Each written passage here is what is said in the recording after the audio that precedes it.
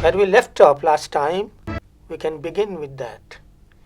That is Marx's comments on economic equality, etc. Marx believed that true democracy is achieved only after the withering away of the state. We all know this. Now, what is the experience of the 20th century social democracies?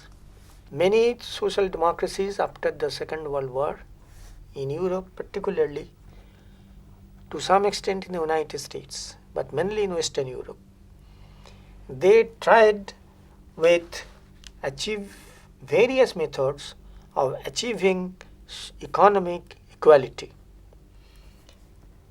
And the main debate was whether, and if so, to what extent and by what methods the state should correct economic inequality in the distribution of property income. The answer generally we find from the experiments made in different social democratic countries of Europe. We find that various measures of redistribution of income has introduced greater economic equality. Now, what are those various methods? Just briefly, it can be indicated that taxing the rich and reimbursing for the benefit of the poorer. Secondly, regulating wage rates. There cannot be any flat wage rate, obviously, but wage rate can be regulated in terms of the market conditions and in terms of the standard of living which is desired by the community as a whole. Thirdly, expenditure on public social services. When government spends money on housing, on education, on public health, on slums improvement, on the elders' education. So all this means redistribution of income in the society. So by all these measures they tried with various countries in various ways according to their political situation, according to the resources available. They all tried, and their conclusion is this, that yes, economic inequality can be satisfactorily reduced, not wholly but satisfactorily reduced, and economic equality can be realized, and that will lead legal equality to be a little more safe. Because there is a joke in many countries of newly developed countries that when the liberals claim that we have given legal equality to everybody. So Anatole France once made the comment, yes, liberals has given us freedom. Freedom to go without food, right to remain hungry, right to remain unclothed in inclement weather, and the right to sleep under the bridges. Is this freedom we want?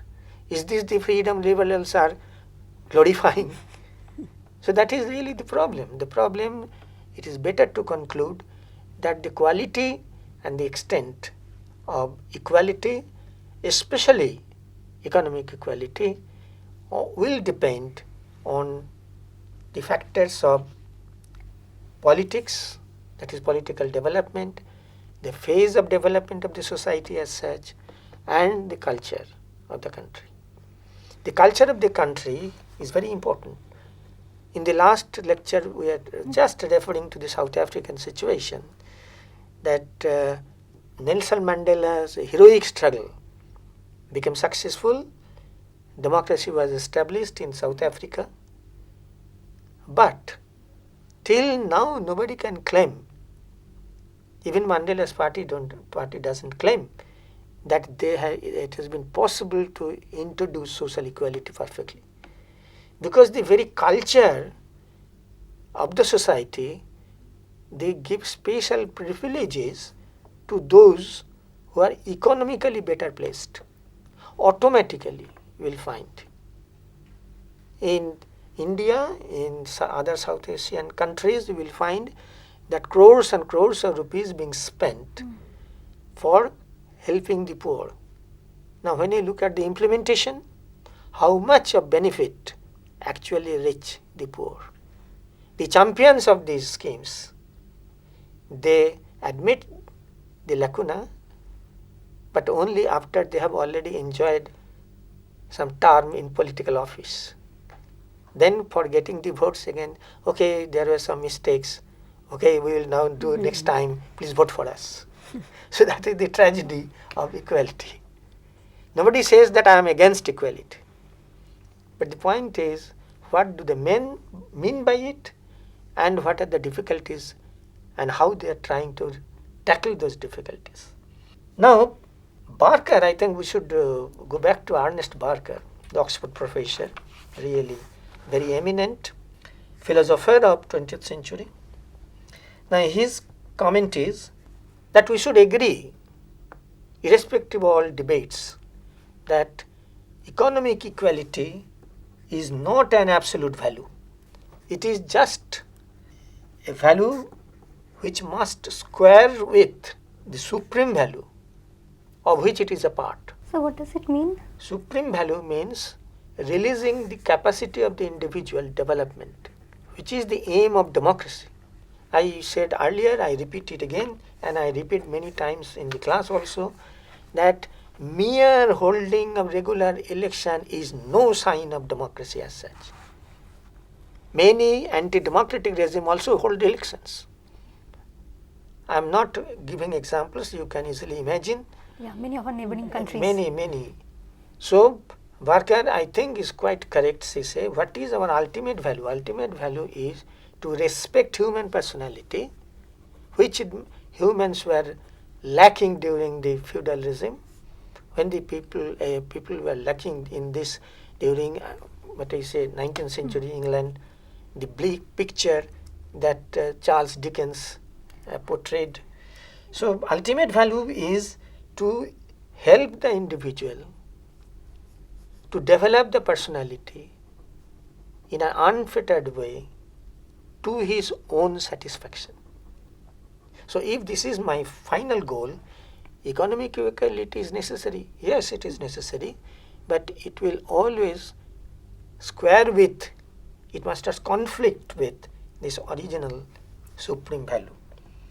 So, Barker points out that there are certain factors to be considered when trying to remedy the inequality of wealth or inequality of outcome.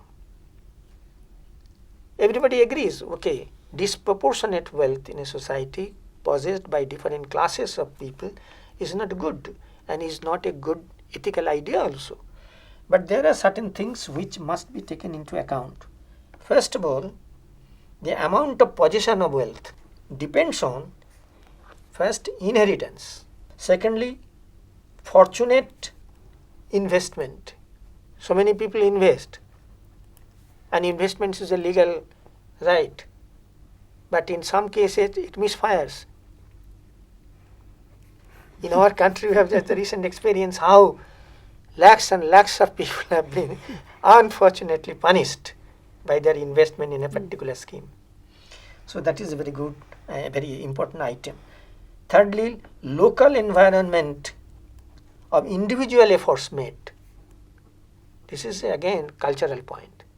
From culture to culture, you will find that people habit of being sincere to work varies. Those who do not think deeply, they claim that because pay is poor, so people are idle, people are not attending to their work. I think it is a lame excuse. It has been repeatedly found in many societies, not only in India but also in countries like Netherlands particularly, when wage rate is increased and people become more idle, lazy. In Britain it has been experienced that when social security is increased, unemployed benefit is increased, youths or job seekers become or tend to become more and more idle because they know that the moment I am out of work, I will get Social security. yes benefit, unemployment benefit, and it will come in a higher dose. So that is a very important thing.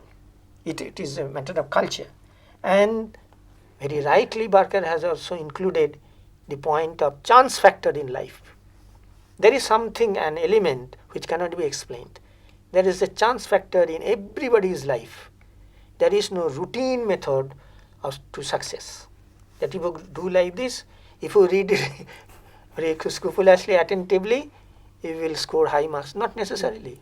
Not necessarily, I tell you. I mean, not mechanically necessarily assured. So, chance factor in everybody's case. So, all these things taken together, the demand for abolishing inequality of position cannot be supported on moral grounds. Because I have just pointed out a few moments ago that it is really nonsense to claim that all private property will be abolished. It is not possible, simply not possible. What Marx wished has not been achieved anywhere. Even in China, you see, everything has been changed, but the benefit of private property now. Only the signboard is there that politically the party is in command, but economically it is completely almost capitalist. So anyway, as you will think and think over it, you yourself will be able to discover something very important. Now I come to the last important aspect that may be called that equality as a value, political value, is correlated with two other values. One is liberty, which we had the occasion to discuss in earlier classes, and the cultural value of fraternity. Now some people are of the opinion, oh, fraternity, that is not that important, it is a rhetoric, etc., etc. It is not. Fraternity truly means that empathy for the disadvantaged people. Those who are maybe chance factor, maybe this and maybe that, they are not in life sufficiently well placed. Who will look after them? It is easy to say, well, government will do, well, parliament will do, well, administration will do. But again, the real experience of the whole world is that desired result doesn't come automatically.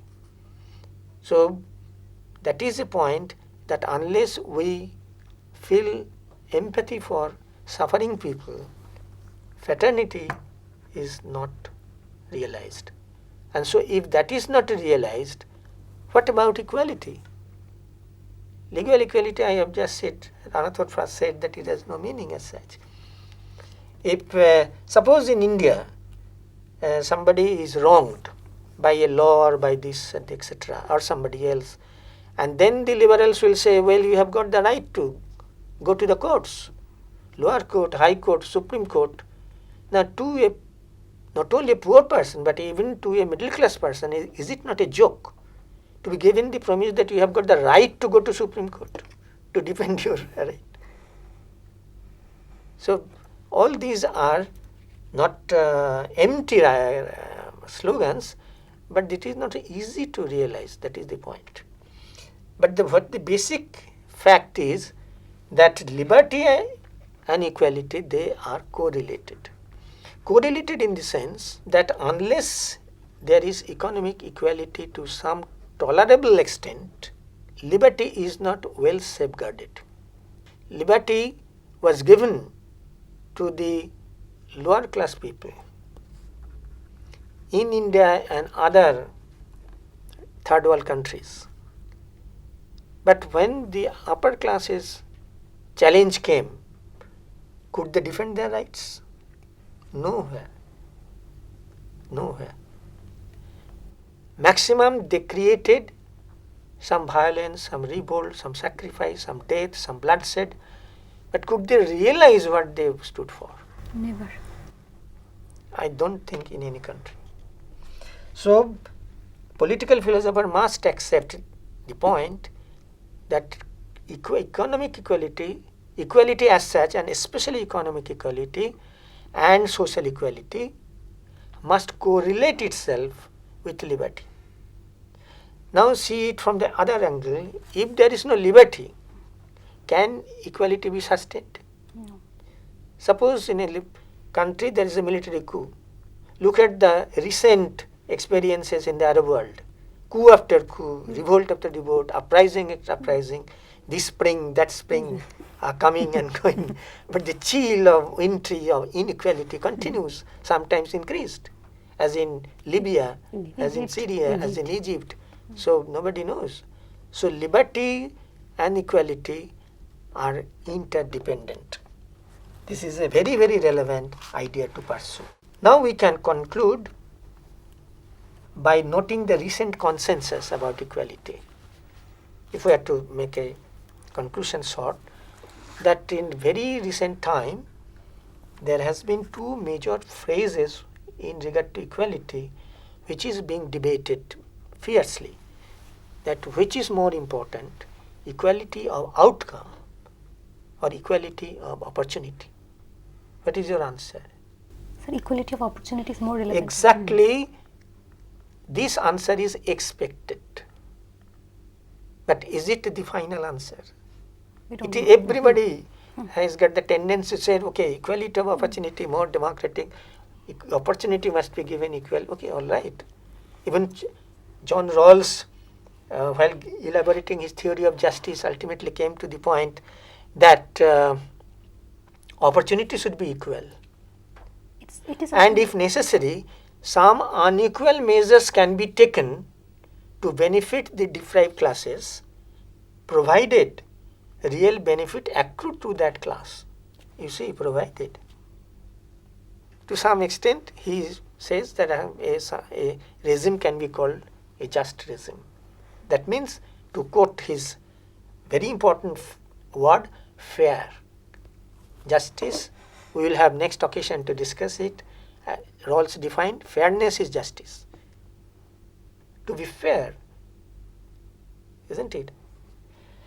And now, even the latest researches conducted by Amartya Sen and his colleagues and collaborators, they have also, I think, come to this idea that fairness and justice are correlated, and the health of democracy depends on these two. Secondly, it has to be noted that the two concepts are not fundamentally different. I mean, equality of outcome and equality of opportunity. Now, those who are supporting equality of outcome, and those who are opposing equality of outcome means the total substance, how much wealth, property, this is outcome. Now, those who are opposed to the unequal position of wealth or property, they are speaking always in favor of equality of opportunity. But the point is that if we emphasize and focus on, their argument is, if we focus on equality of outcome, this very concept of outcome connotes some sort of communistic thinking, that it must be reduced. Personal wealth must be reduced, if necessary by confiscation, by necessary by abolition of private property. But this is simply not possible. Yes. If this is done for the sake of justice, democracy is automatically killed. If you confiscate, by strength of the government, by state power, if you do something violently, that you will not have this thing because we are for equality, that means you are destroying democracy. One won't have the incentive to work harder then. Yes, that is also, why should people work for this? And then who will be poorer? The whole society will be poorer in course of time. So this is a very good argument to remember.